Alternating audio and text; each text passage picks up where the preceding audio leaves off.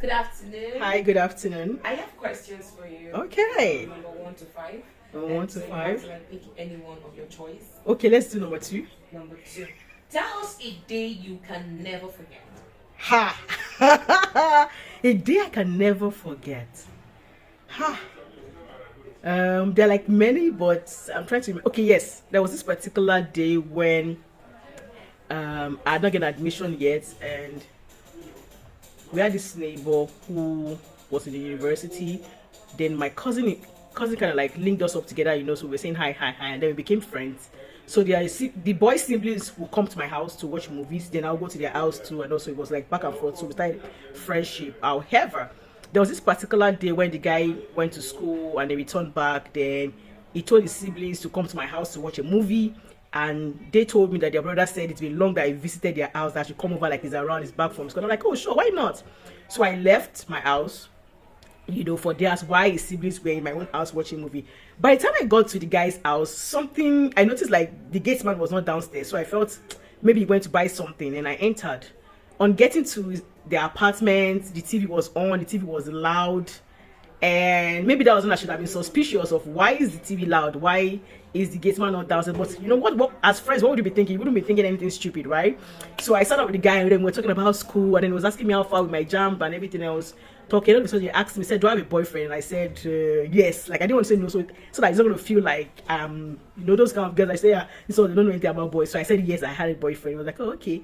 Next question, do you find me attractive? And I'm like, do I find him? So I just sensed that something is like not gelling this conversation. And as he was talking to me, I discovered that his face was changing, like he was entering into like a seductive mood. So I knew I needed to go home. I knew it's time to go. But I was trying to form, I'm a big girl, form what you are not. So he said that, okay, so he told me to come here. They said to sit on his lap, and I was wondering, why would I want to sit on your laps? What's on your laps? He said I should sit down now. So I sat down. He was looking at me, I was looking at him. Then the next he went to kiss me. I was like, no now. No now. From no now, he became, we started struggling. The guy wanted to rape me there. And the funny thing was, I wore a 3/4 gown. So the crazy thing about that gown was that I was wearing, instead of wearing a pants, I was wearing a semi trunk under. So you need to like pull off my clothes before you pull off the semi trunk, and so it was just crazy. Then we were both struggling. As we were struggling, he was pressing my body, he was kissing me. I felt dirty. Like, oh no, I don't like remembering what happened that day. And I was like, stop, please. I was begging him. Then he now said something that I did not forget. Then he said, okay, now you're struggling with me. Don't you know that boys have 9 ribs, girls have 7 ribs? But is that true? I've never heard that before in my life. And I was like, okay, so but I'm begging you, like, please stop. In my head, I had a whole lot of things going in my head, like, this guy must not rape me, because people would say in the community, like, what were you doing in his house? Like, what did you wear? Those questions I start asking people, not minding what happened or something. So I was just thinking about everything. So I was fighting, to be free, Why he had his saliva all over my neck. It was crazy. Then guess what?